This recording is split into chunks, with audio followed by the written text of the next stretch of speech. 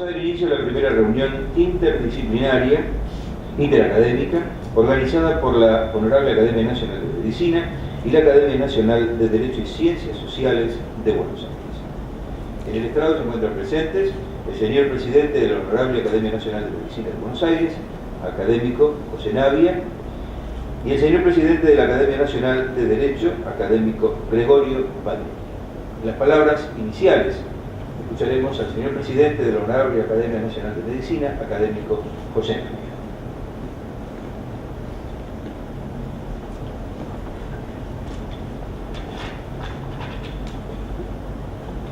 Buenas tardes, señor presidente de la Academia Nacional de Derecho y Ciencias Políticas, académico Madeni, señores académicos de medicina, de abogacía, con sumo placer y en nombre de nuestro plenario académico recibimos hoy y damos la bienvenida a la Academia Nacional de Derecho y Ciencias Políticas.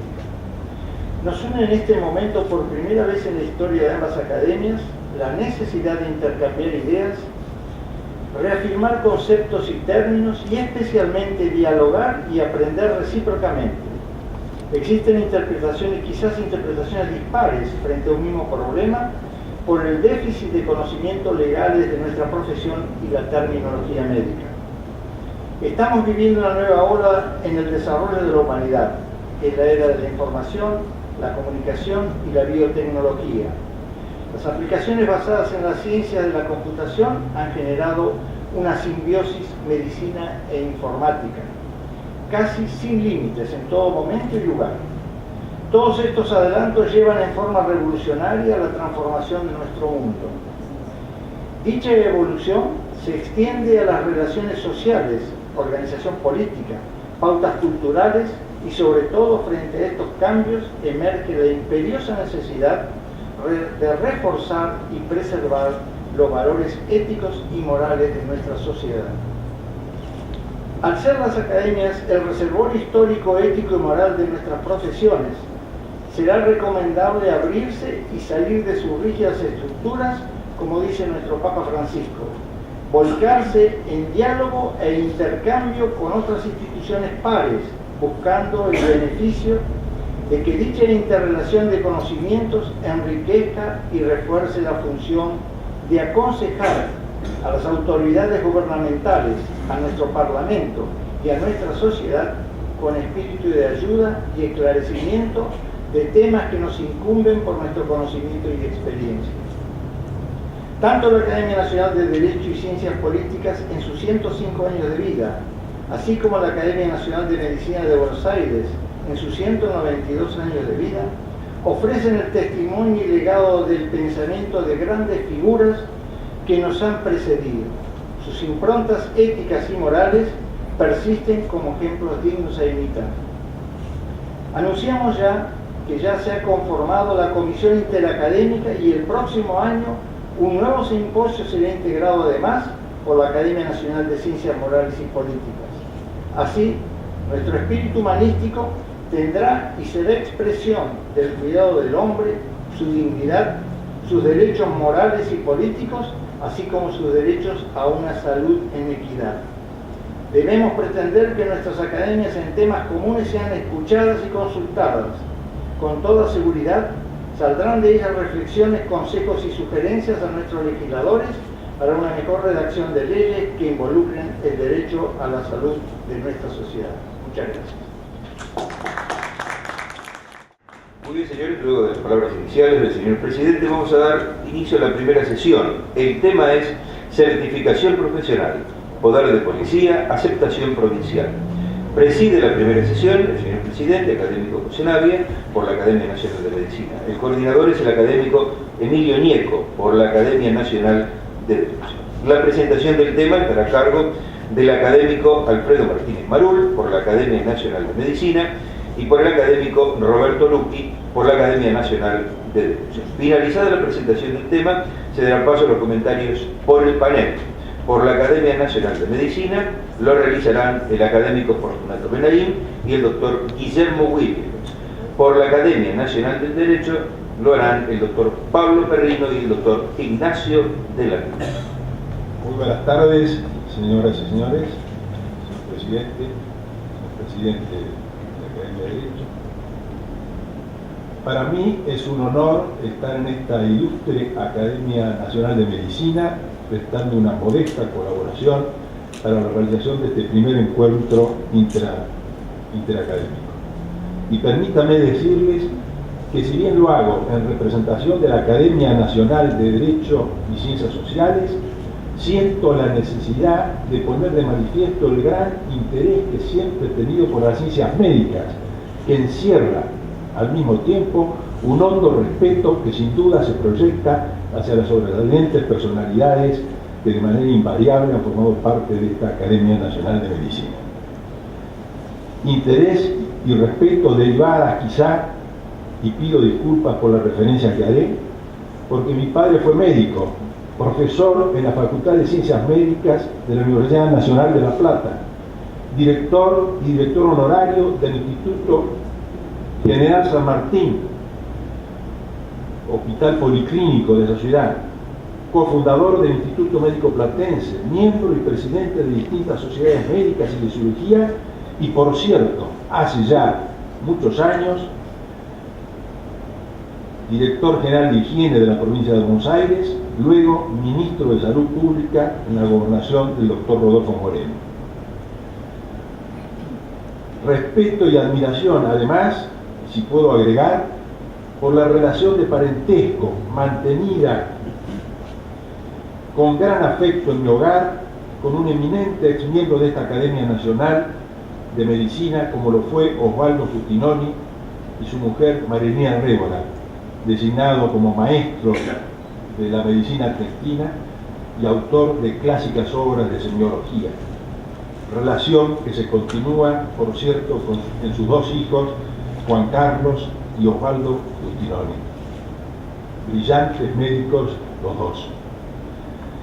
La medicina, por lo tanto, ha estado presente de manera permanente en mi casa de La Plata, donde se ha dado a sí mismo una frecuente y natural vinculación de gran amistad de todos nosotros y de mi padre en particular con otros médicos destacadísimos.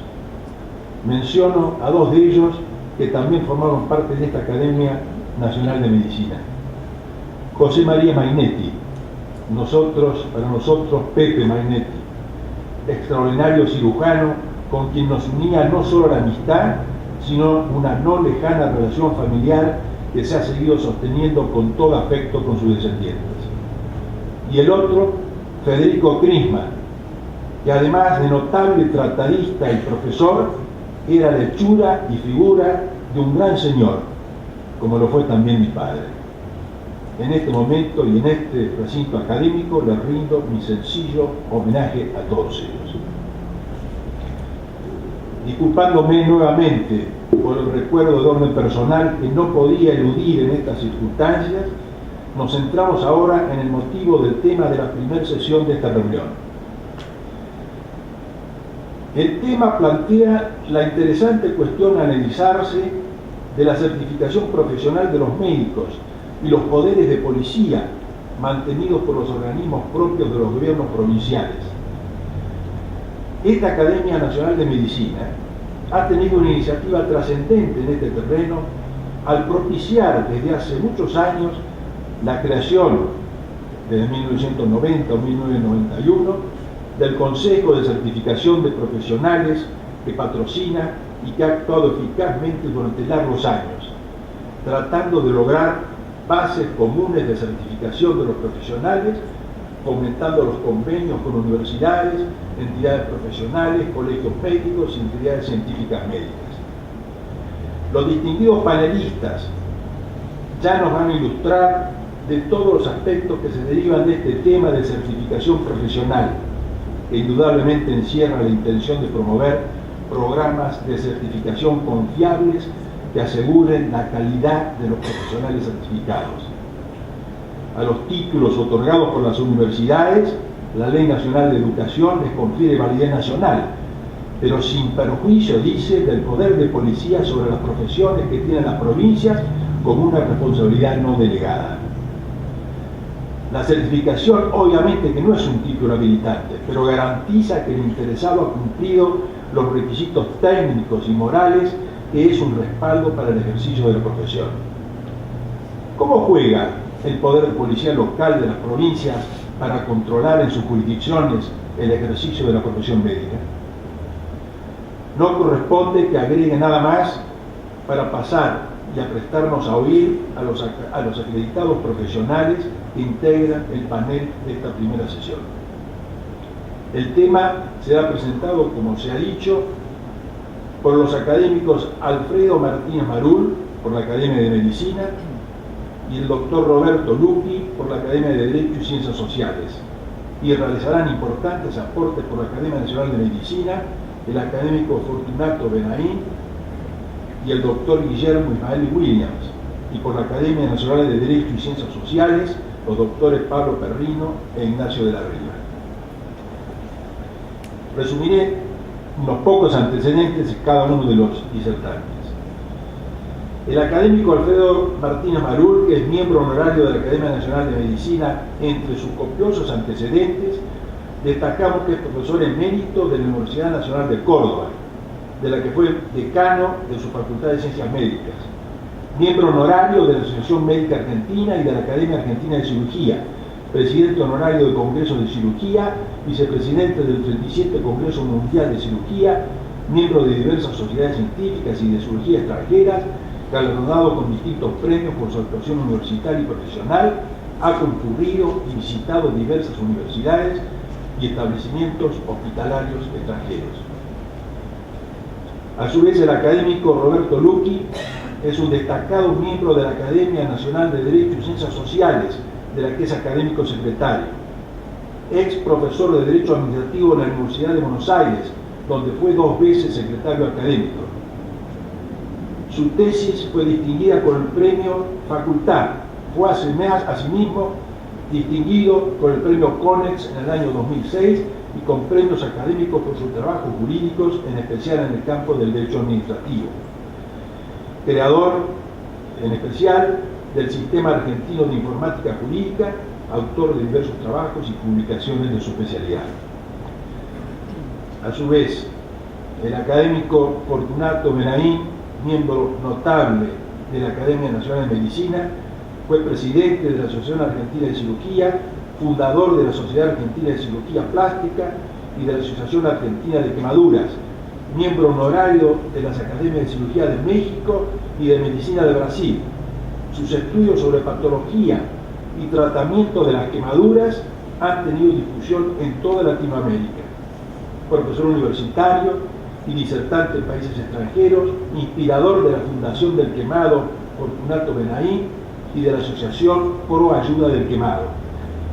Numerosos premios y distinciones nacionales y extranjeras ha recibido, pero de su muy importante actuación profesional y académica se destaca especialmente para esta ocasión el de haber sido especial propulsor en la Academia Nacional de Medicina de la creación del Consejo de Certificación de Profesionales Médicos, con sede en esta academia, el que presidió durante varios años, por lo cual, sin duda, aportará una muy valiosa experiencia obtenida por el Consejo, que ha actuado por un periodo que supera los 20 años y pondrá de relieve al mismo tiempo la estrecha relación mantenida con las sociedades científicas y la adecuación que ha ido operando en los convenios suscritos entre las sociedades y el Consejo de la Academia.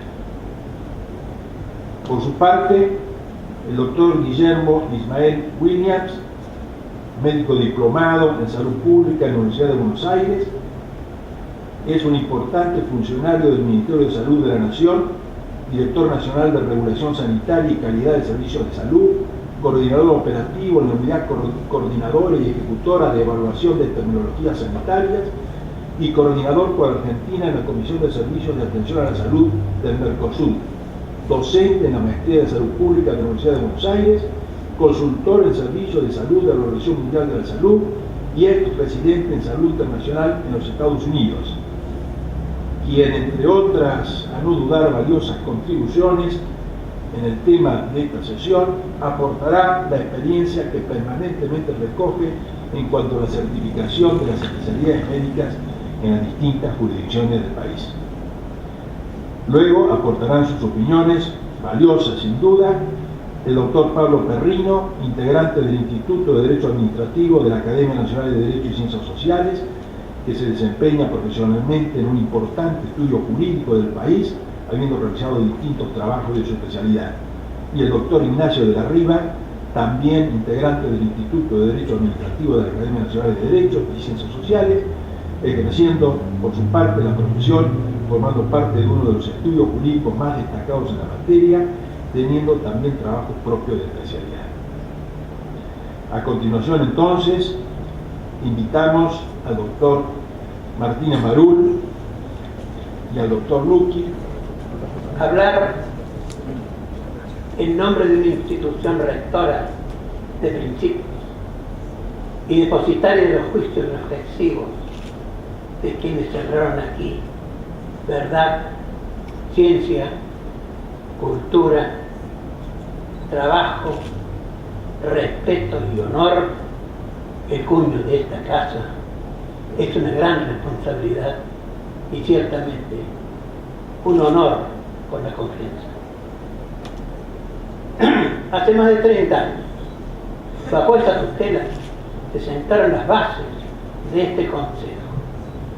Una filosofía centrada en el respeto y promoción profesional con un mecanismo voluntario de evaluación de médicos en ejercicio realizado por pares en acuerdo a los antecedentes y actuaciones que demuestren el responsable y actualizado perfeccionamiento, aquello de saber más para servir mejor, que decía Andrés Santas. Desde los tiempos fundacionales de este Consejo de Certificación, conocí a Carlos Jean Antonio, y más allá de su prestigio profesional, fue uno de sus fervientes impulsores. Lo recuerdo como hombre de virtud moral republicana, respetuoso de las ideas ajenas, un hacedor que conocía la virtud de pensar con humildad y soñar con esperanzas. De igual modo, recuerdo a Oscar Aguilar, valorado director de este consejo de los tiempos iniciales, promoviendo actividades para acrecentarlo y posicionarlo a nivel nacional a través de distintas actividades. Desde luego, el saber no es una creación en sí misma, sino la consecuencia de reconocer la ignorancia, el límite del error y evaluar la evidencia. Sin dudas, ese saber médico requiere ciencia y sabiduría, pero más hipocratismo que galerismo adquirido, que es el marco de nuestra exposición. Tal vez hoy, como nunca, se manifieste ese compromiso y la necesidad de afianzar los objetivos profesionales, las competencias médicas y las conductas de los egresados frente a la dinámica evolución de la medicina y a la influencia en la enseñanza, en su ejercicio y en su entorno socioeconómico. Desde luego que la necesidad de cambio frente a una deshumanización profesional, lo que exige fortalecerla con los valores de convivencia y el ejercicio centrado en sumarlo a aquel concepto viejo de curar a veces, mejorar a menudo y consolar siempre. Salud para todos, en el año 2000, tema de la reunión de Alma Ata en 1978, es un deseo concretado en función de la evolución social de los distintos países y regiones. Existen hoy más de 6 millones de médicos habitantes del mundo, 6 millones de habitantes del mundo y 6 millones de médicos, uno cada 1000 habitantes, proporción desde luego más adecuada a la buena relación médico-paciente.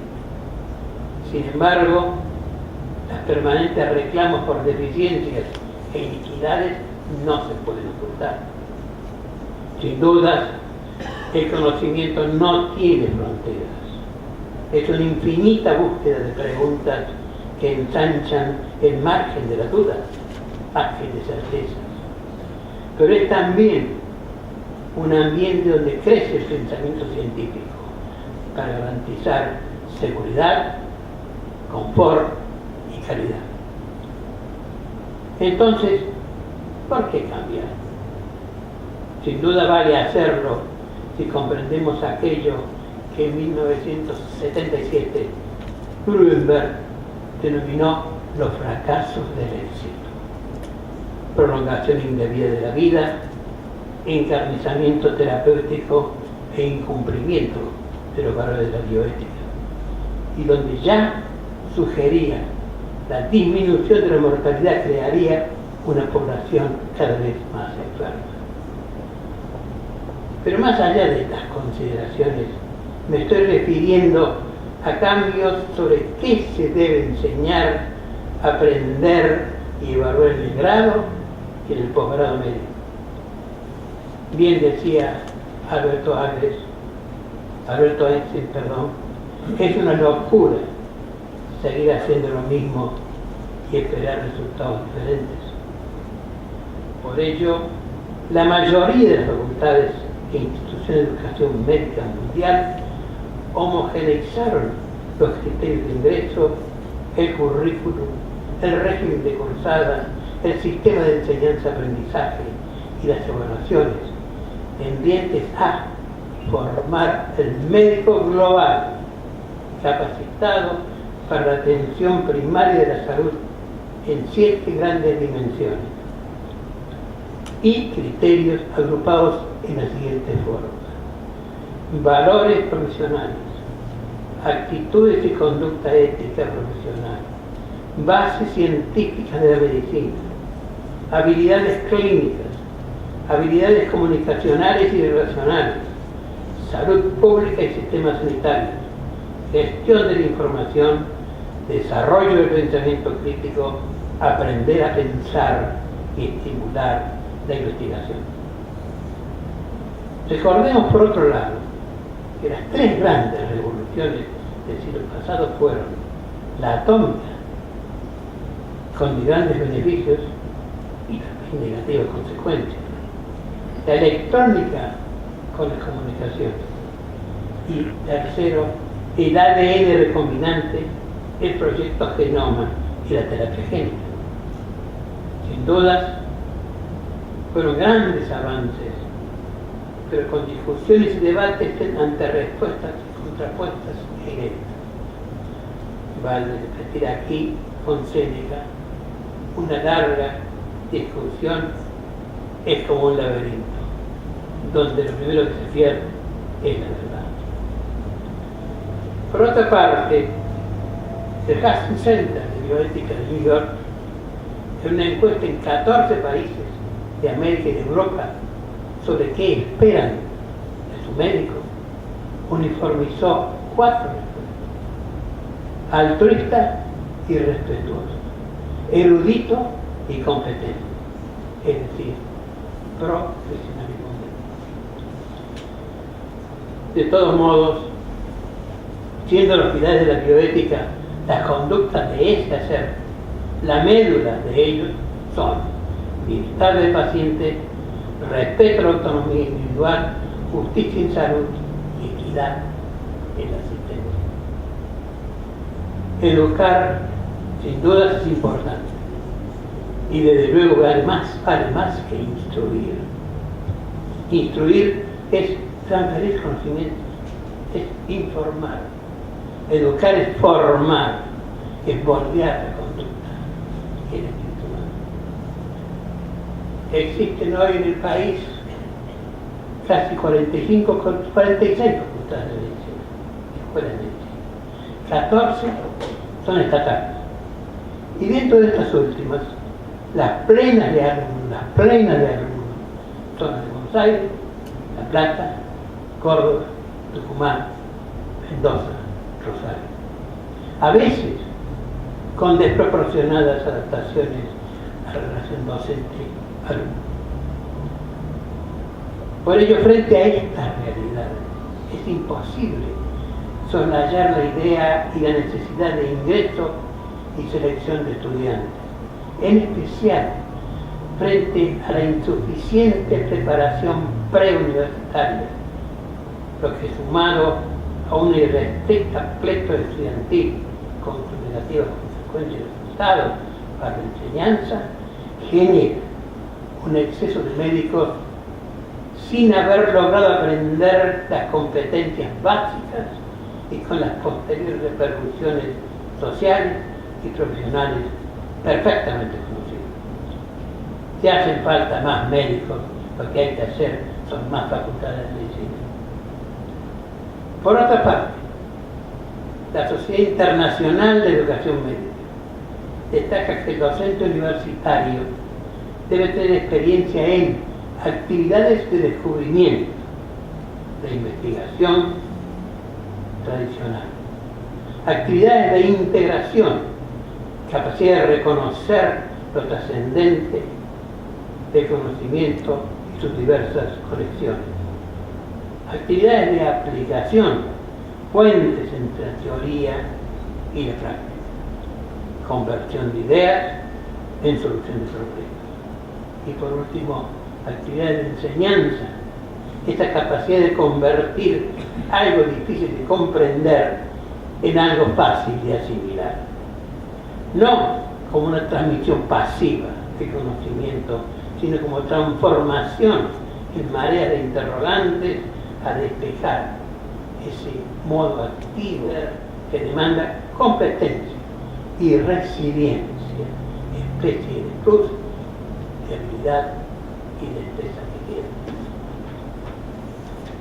La evaluación y acreditación de las carreras de grado y posgrado, realizada por pares evaluadores experimentados de la CONIAU, fue la inductora de la autoevaluación y el gran estimulador que sigue cumpliendo las facultades de medicina estatales y privadas. Permítanme ahora hacer un breve comentario sobre este Consejo de Certificación de Profesionales Médicos de la Academia Nacional de Medicina, creado en 1990, fruto de diferentes y empeñosos esfuerzos en el proceso de certificación profesional. Justamente esa fue la necesidad que convocó a profesionales y entidades al simposio taller sobre certificación de profesionales médicos el día 20 y 21 de septiembre de 1991.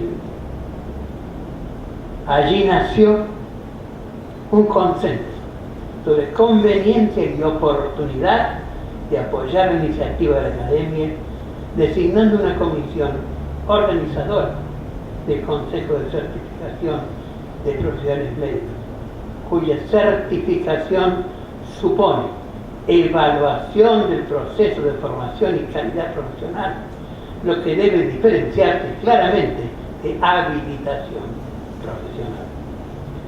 La certificación del Consejo es voluntaria, realizada por pares designados por sociedades científicas y periódicas, es decir, revalidada. Obviamente no es título habilitante, tan solo significa garantía y moral para el ejercicio médico. Si comparáramos este tema con la realidad actual de los Estados Unidos, hay varias diferencias, dado que allí hay dos niveles de acreditación. Me voy a permitir una breve consideración de este. El primer nivel es el último.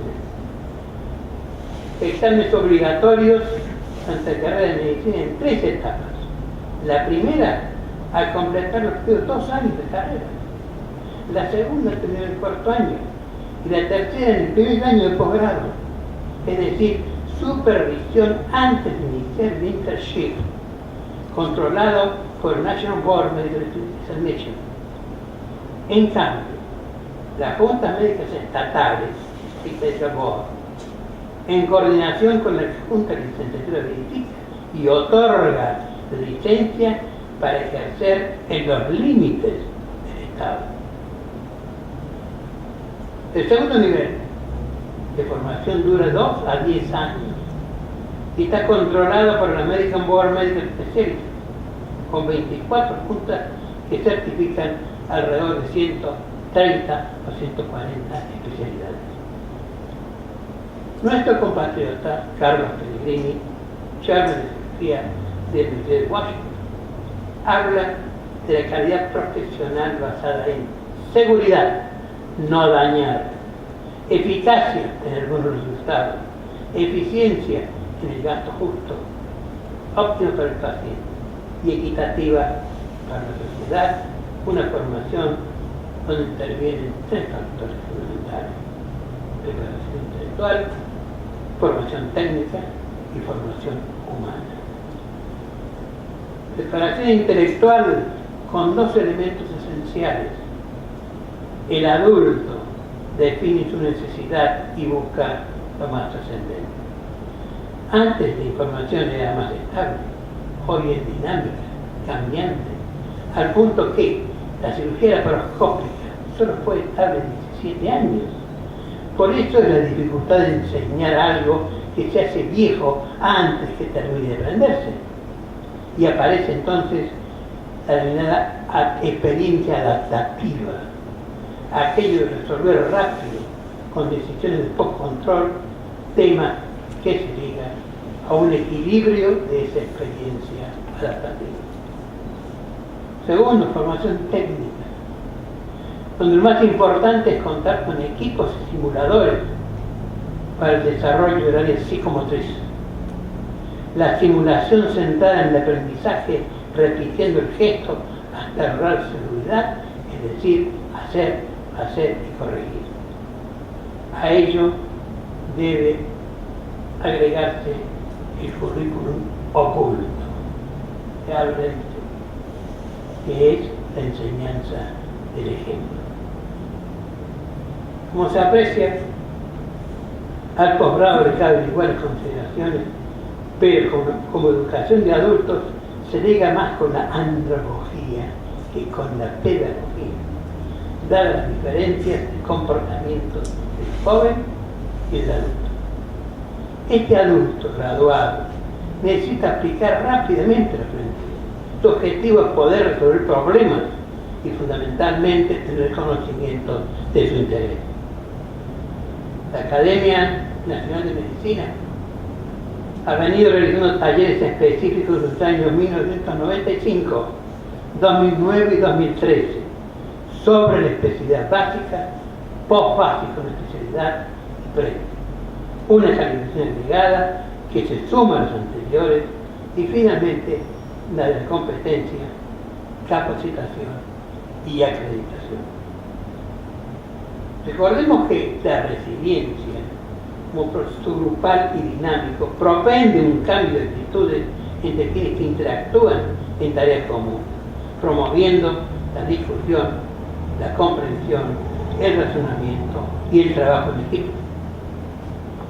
La desproporción entre plazas de residencia y masividad de graduados, junto a la tendencia a liberarla con las concurrencias, resulta una combinación gravísima que debe evitarse, salvo que se asegure una idéntica formación y evaluación en ambos sistemas.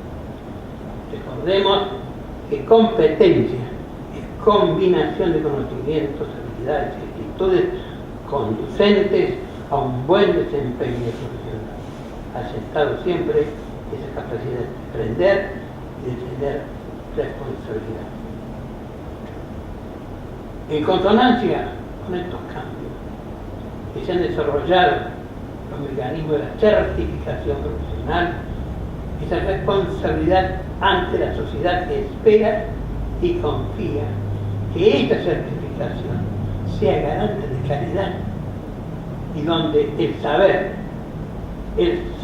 ser, el saber cómo, el mostrar cómo y el hacer representan los componentes de vieja pirámide de Miller. Por ello, lo importante es saber cómo ejerce la medicina el candidato certificado. Portfolio, historia de práctica profesional vivida, informe de los pacientes y la evaluación de pares junto a quienes trabajan con él, es lo más valioso e importante. Respecto de la recertificación o mantenimiento de la certificación, implica asegurar la continuidad de la competencia en 3 dominios esenciales: conocimiento médico, profesionalismo e información devenida del enfermo. Sin embargo, hay hechos que no cambian o no debieran cambiar, dado que la medicina es esencialmente unitaria y doctrinariamente rehuye de mecanismos. La especialidad nace más por imposición de la técnica que de la doctrina. Como dice la in Traigo, lo que no cambia en medicina es la voluntad de ayuda, una ayuda integrada en 3 principios: empírico, saber hacer algo; racional, saber qué es lo que se hace; y credencial, creer en lo que se hace. Sin duda, más allá de los adelantos de la época, grandes maestros de la medicina seguían y siguen enseñando a percibir las vibraciones de la angustia, la conmoción de una plegaria, los reclamos de comprensión y de amor de los enfermos.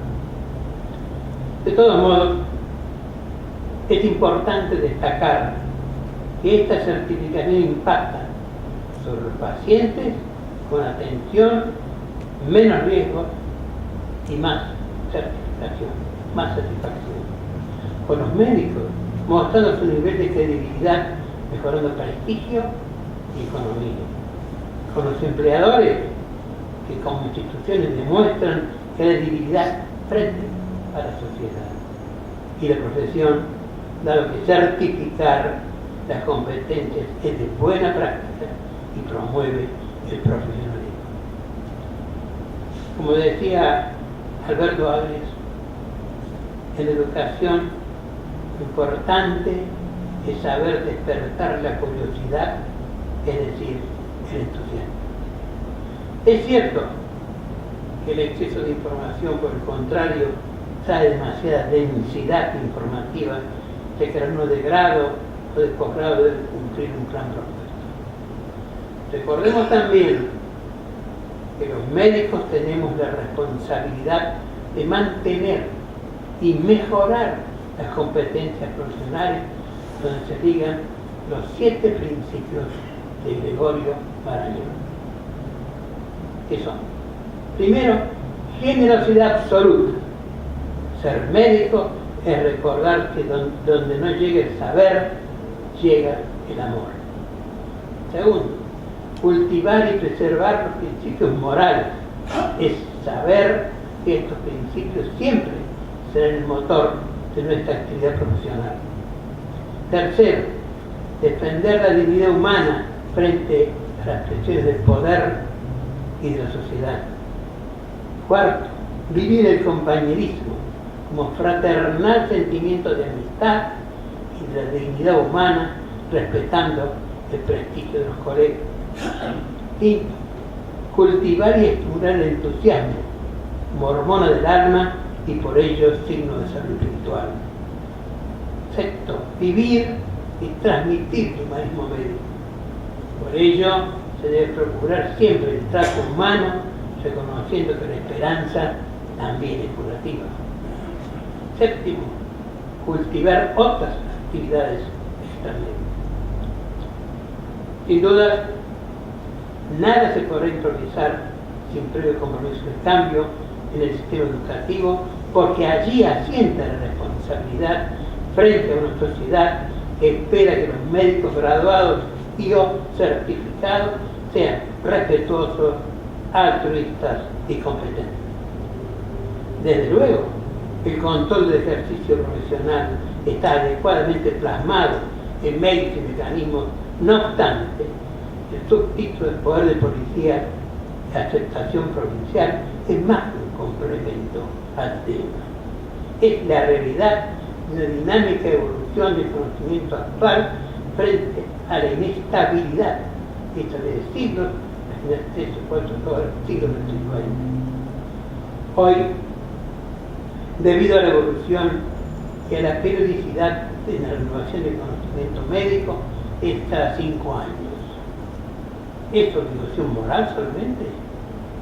Sin embargo, vale reiterarlo, el título médico habilitante es definitivo para toda la vida y para el ejercicio no es necesario otro requisito. No obstante, el reconocimiento de calidad médica frente al dinamismo del conocimiento es preciso cumplimentar diversos mecanismos legales delegados de diferentes organizaciones nacionales, provinciales, como es el caso de Córdoba, el Consejo de Médicos de la provincia, que controla por ley de acuerdo con normas legales.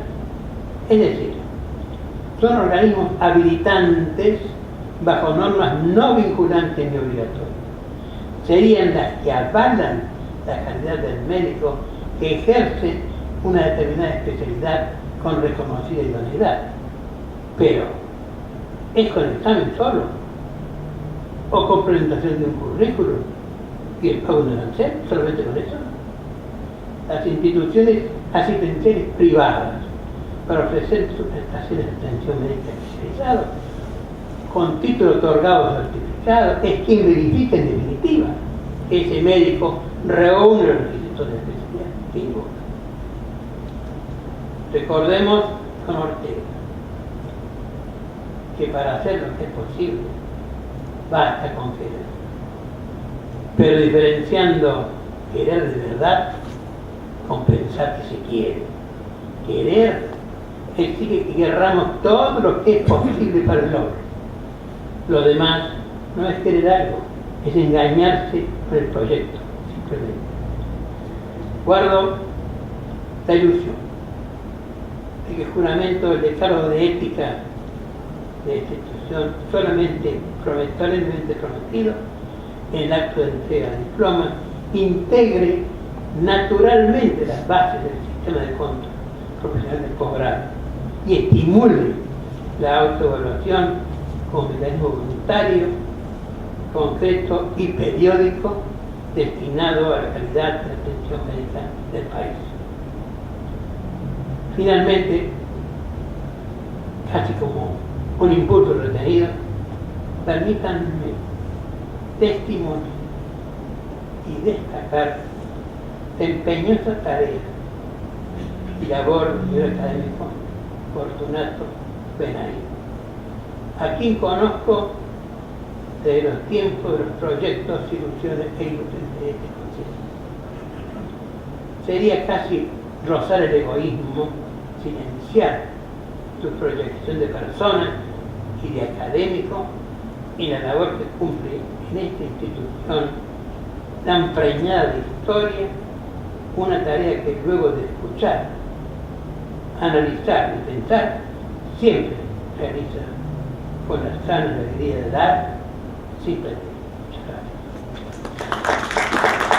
gracias. Primero, quiero felicitar al doctor Martín Manú por su excelente conferencia, que no opacar lo que yo voy a decir, porque ha sido una gran profundidad.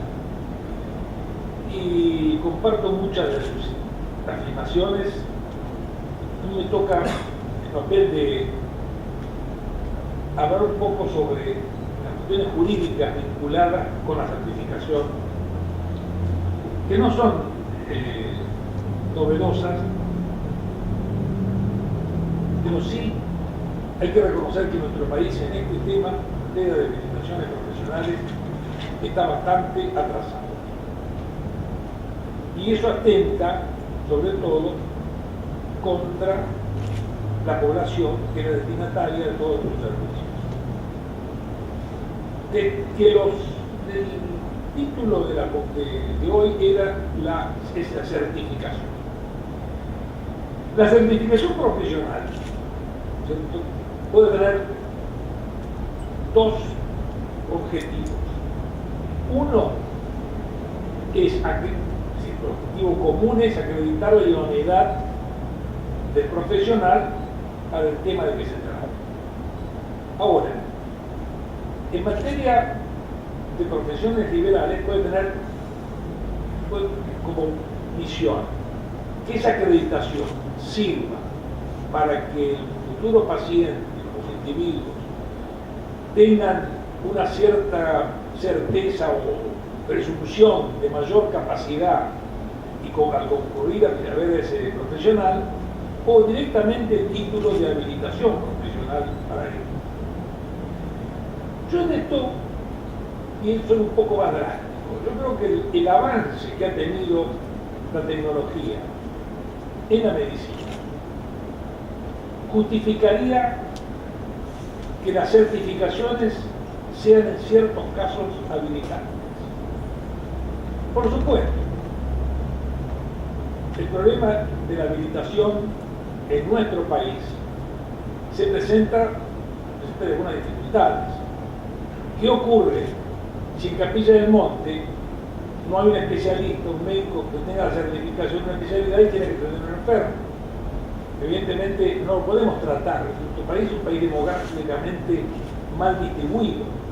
En la ciudad de Buenos Aires es una cosa, en una clínica que está perdida en la provincia, que no tiene un tomógrafo, que no tiene ningún medio, exigir todavía una especialización es diferente. Pero en realidad todo tiende hacia la participación del Estado en el control del ejercicio profesional. Yo siempre les digo a los médicos, una cosa que los mismos viejos lo permitan. Cuando era chico, lo único que ustedes tenían para saber lo que está dentro del paciente era la radiografía, el análisis de sangre y la ocultación. Y si no, la autopsia. El problema está en que ahora, yo que soy un enfermo cardíaco, doctor Navia lo sabe, me asombro cuando veo las fotos de cámara gamma, donde está fotografiado mi corazón, con las arterias, todo eso no puede ser. Cuando hablamos de trasplantes, de órganos, eran propios de novelas de ciencia ficción. Entonces, hoy la tecnología ha avanzado tanto, y la ciencia la ha seguido gracias a esa tecnología, ha podido avanzar tanto, que requiere un conocimiento específico, porque de lo contrario, se puede dar el caso de una malapraxis médica absoluta. Yo hoy voy a un especialista porque sé que ese especialista tiene una capacitación y no voy a cualquier médico.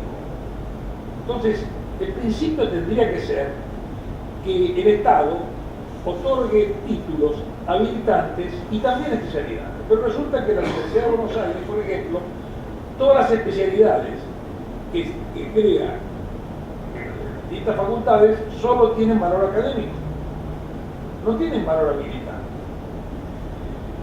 En otros países, como bien lo señaló el doctor, la enseñanza va por un lado y la habilitación va por otro.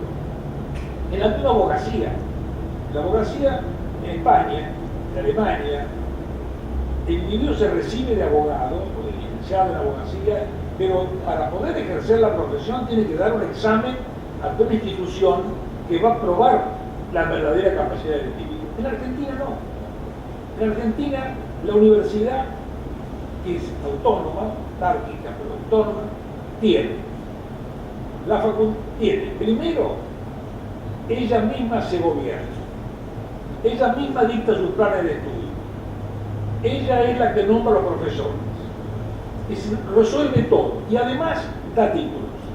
Y esos títulos tienen validez en todo el territorio del país. O sea que los títulos habilitantes de la universidad tienen validez en todo el país. Antes eran las universidades nacionales, ahora también las provincias privadas con ciertas condiciones.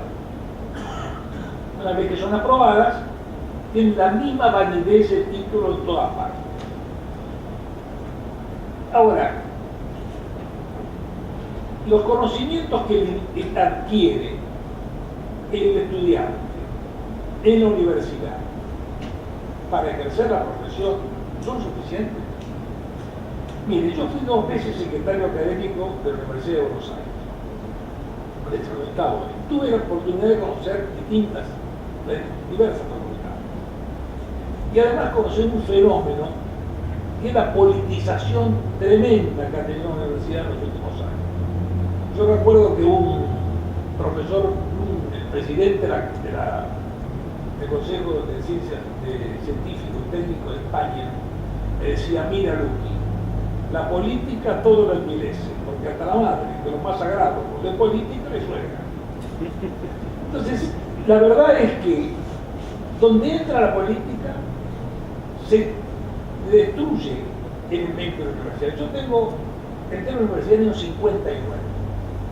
La universidad que yo conocí, con la que hay ahora, los profesores que yo tuve, con los que hay ahora, yo no quiero, por supuesto, soy crítico, sí, pero ahora está en otra cosa, está en que el alumno, el populismo, en que hay que una universidad de masa, cuanto más alumnos mejor, todo, porque son como usinas de votos, no son centros de excelencia. Entonces la pregunta es esta: los que egresan de ahí, ¿pueden ejercer la profesión directamente? En derecho no hay problema, porque en derecho nosotros tenemos un principio que es el de iura novit curia, o sea que el juez aplica el derecho de acuerdo a lo que corresponde con prescindencia de lo que le digan los abogados. En la medicina no hay iura novit curia. Si usted se equivoca en la medicina o en el diagnóstico o en la praxis, el único juez que tiene es Dios. Entonces, la medicina, todas las ciencias que existen en nuestro país, todas las disciplinas que existen en nuestro país, tiene un papel distinto, tiene un papel importante, porque funciona como si fuera un servicio público. Tanto es así que si en algún lugar no existen médicos, porque faltan, por razones económicas, lo que sea, el Estado tiene obligación de poner centros médicos. Si faltan abogados, no tiene obligación de poner abogados. Faltan ingenieros, no tiene, pero él tiene obligación, porque el Estado tiene el deber de formar profesionalmente a los médicos y habilitarlos. Y esa habilitación tiene que ser de médicos que realmente puedan ejercer la medicina. Por eso, cuando ustedes hablan cuando se habla de la certificación, yo comparto plenamente la idea de que la medicina tiene que tener una certificación, y no solamente sino una revalidación, porque los progresos son enormes. Entonces, un individuo que se recibe de médico con ese título no está capacitado para ejercer todas las ramas de la medicina. Ese es un punto importante. El Estado ejerce sobre este tema un poder de policía. El poder de policía es un poder que no está previsto en la Constitución en forma expresa, pero sí implícita. El derecho es un orden social coactivo. El Estado dicta normas de organización y funcionamiento, dicta normas para regular la conducta de los individuos considerados como sujetos intersubjetivas, y dicta normas para regular la conducta de los individuos con relación al cuerpo social, donde el individuo es un integrante del cuerpo social, no a título particular. Entonces, todas las manifestaciones, todo aquello que el individuo hace que pueda afectar a la sociedad o terceros como parte de la sociedad, no como sujeto particular, eso es materia del Estado, de regulación del Estado. Esa regulación del Estado se le llama poder de policía. ¿Por qué? Pues regula las manifestaciones externas de la actividad humana para asegurar el orden público material. Esa facultad que tiene de regulación en la medicina aparece primero con el otorgamiento del título. El otorgamiento del título es facultad de las universidades. Originariamente eran de las universidades nacionales. En nuestra Constitución no hay ningún artículo que se refiera a este tema. Se considera que está dentro de las facultades que tiene el Poder Legislativo para dictar planes de instrucción general y universitaria. Si tienen facultad para dictar el plan general de instrucción universitaria, tiene para regular el tema de universidad. Cuando se dictó la primera ley, y además la última modificación de la Constitución trata también de la autonomía universitaria. Cuando se dictó la primera ley universitaria, que fue la ley Avellaneda, se le delegó a la facultad, a la universidad, la facultad de dictar los planes de estudio. Nunca el Congreso, pese a decirlo, la Constitución dictó un plan de universitario. Nunca. Siempre lo dictaron las universidades. La ley que pasó en aquel entonces estaba la guerra del Paraguay. Evidentemente el Congreso no se iba a dedicar a dictar planes de instrucción universitaria, y además las áreas universitarias eran muchísimo menores que las que tienen ahora. Después las universidades tuvieron sus avatares que todos conocemos, de la autonomía universitaria, después pasó a ser una dependencia del Ministerio de Educación, después volvió a tener autonomía, y siguió, hasta que al final se dictó esta ley de educación superior, que es una ley bastante anacrónica, porque por un lado le da autonomía académica a la universidad y por otro lado le da al Ministerio de Educación facultades para controlar cómo es la autonomía, cómo funciona la universidad y sobre todo la carga horaria. Puede decir el ministerio, no, usted tiene que poner 7 horas de anatomía. No, otro, me parece bastante ridículo. Si yo doy autonomía es para que se maneje sobre todo la autonomía que tiene, y en la parte más importante, la docente, la científica, no la autonomía administrativa, que para eso son entes autárquicos, o sea, que tienen una administración propia, pero no es una especie de república aparte. Entonces, vamos a decir, la primera manifestación del poder de policía la tenemos nosotros en la policía que ejerce el Estado por las universidades en el otorgamiento del título habilitante. Después de eso, la ley última dice que los títulos, exactamente lo voy a leer ahora, que dice con respecto a los títulos habilitantes, que lo otorga solamente las universidades, dice una cosa que más que nada un formalismo. Dice, corresponde exclusivamente a las universidades, a las instituciones universitarias, otorgar el título de grado y los títulos profesionales equivalentes. Y dice, los títulos de reconocimiento oficial certificarán la formación académica recibida y habilitarán para el ejercicio profesional respectivo en todo el territorio nacional, sin perjuicio del poder de policía sobre las profesiones que corresponden a la provincia. Acá se presentó un problema para ustedes que son porteños. La ciudad de Buenos Aires no es una provincia, no hay otra corte. Esta ley del 17.100, cuando no recuerdo el número de las leyes de memoria, pero acá la tengo, la ley del arte de curar, de la para que yo, 1732, es una ley que se dictó por el gobierno nacional cuando como legislatura local de la capital federal. Entonces el punto que yo planteo ahora es este. Dado que hay un gobierno municipal autónomo, con pretensiones de provincialismo, porque la Constitución de la Reforma del 94 no le dijo, ustedes son una provincia. Le dijo, usted tiene que dictarse un estatuto, lo llaman Constitución. Entonces ahora, en lugar al jefe de gobierno le han puesto en la Constitución de institución gobernador, diputado. Lo hicieron como si fuera una provincia, pero no es una provincia, porque no tiene poderes originarios, sino poderes derivados.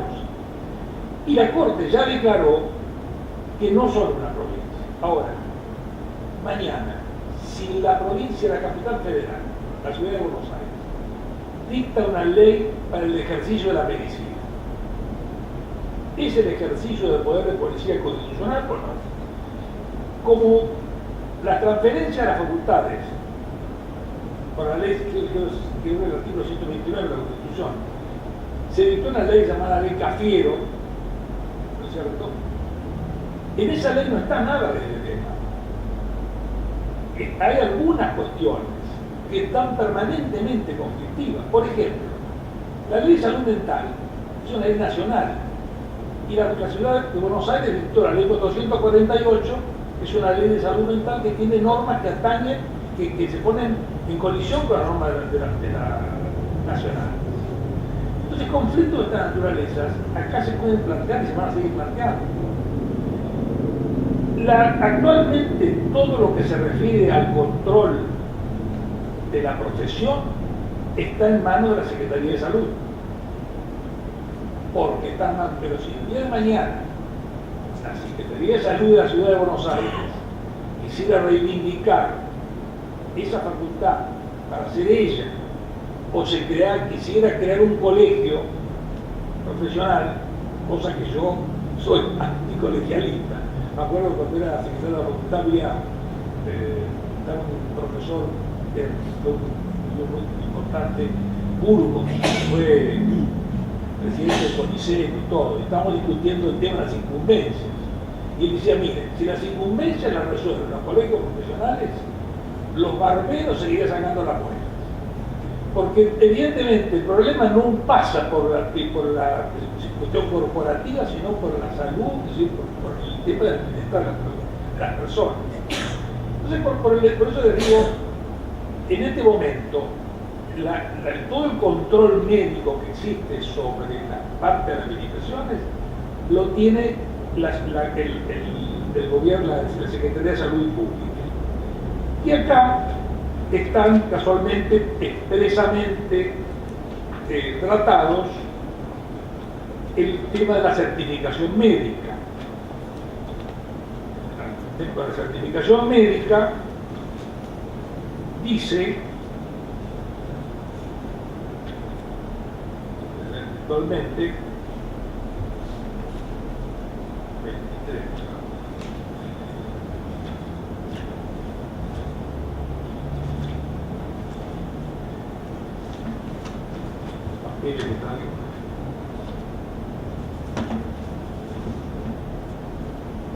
Dice, artículo 21 de la ley que modificó la ley original, dice, para emplear el título certificado de especialista o anunciarse como tales, los profesionales que ejerzan la medicina deberán acreditar alguna de las condiciones siguientes para obtener la autorización del Ministerio de Salud Pública, la Ley de Salud y Acción Social. Posee certificación otorgada por comisiones especiales de evaluación designadas al efecto por la autoridad de aplicación en las condiciones que se reglamenten, las que deberán incluir como mínimo la acreditación de 5 años de egresado, 3 de antigüedad del ejercicio de la especialidad, valoración de los títulos, antecedentes de trabajos, bueno, y primero una serie de condiciones. Y todas estas tienen que ser, los organismos que otorgan las certificaciones, tienen que ser aprobados por el Ministerio, por la Secretaría de Salud Pública. Y después establece la autorización oficial tendrá una duración de 5 años y podrá ser revalidada cada 5 años mediante acreditación durante ese lapso de antecedentes que demuestren la continuidad de especialidad y una entrevista personal o examen de competencia de acuerdo a la reglamentación. ¿Qué quiere decir esto? Que ahora la certificación profesional que está regulada por la ley, es como les decía al principio, es una regulación, es una certificación a los efectos de que uno no pueda manifestarse como especialista en algo. Creo que en algunas instituciones el título de especialista se tiene en cuenta a los efectos de reconocer determinados medicamentos de determinadas praxis. Por ejemplo, un traumatólogo le podría mandar una cámara gamma del corazón a un individuo. Eso es una cuestión interna de las seguros médicos. Pero desde el punto de vista técnico, desde el punto de vista jurídico, mañana un traumatólogo hace una intervención, un individuo que está dedicado a traumatología, hace una intervención, podría ser juzgado por mala praxis, por imprudencia, por decir, yo ignoraba esto, ¿cómo es posible que haga una cosa que ignora? Pero desde el punto de vista estrictamente jurídico, No hay nada que levante. Yo creo, por eso, dentro de mis modestos conocimientos y experiencia como paciente, que los médicos, más que nadie, tendrían que tener habilitaciones por las especialidades epidemiológicas. Ninguna profesión de las que tenemos en nuestro país tiene tanta importancia con respecto a lo que es el objeto del derecho y el objeto del Estado, que es el hombre. Porque si no hay ingenieros, si no hay veterinarios, si no hay agrónomos, si no hay abogados, a lo mejor será una ventaja para la población, si no hay, no pasa nada, pero si no hay médicos, la cuestión es diferente, porque está de por medio la sobrevivencia y la salud general, no solamente la curación del enfermo, sino la sanidad de la población. Entonces, para esas especialidades, frente a los avances de la medicina, con las especialidades que hay, con la necesidad de estar actualizado, la tecnología y estar además, haber practicado esas especialidades, mi opinión es que los colegios, las provincias o los organismos encargados de ejercer la policía de la profesión, una cosa la policía, la expresión del título, otra cosa la policía de la profesión, que la ejerce en la provincia, podría exigirles a los individuos la obtención de una certificación especial para ejercer la especialización en esa provincia. Eso es, por supuesto, indiscutible, pero creo que a lo que apunta el poder de policía es a eso. Bueno, espero que en la mesa de debate poder contestarle, porque este es un tema muy extenso y se van a aburrir. Si no, poder contestar las preguntas con el interrogante y con la reja. Nada más. Muchas gracias, doctor.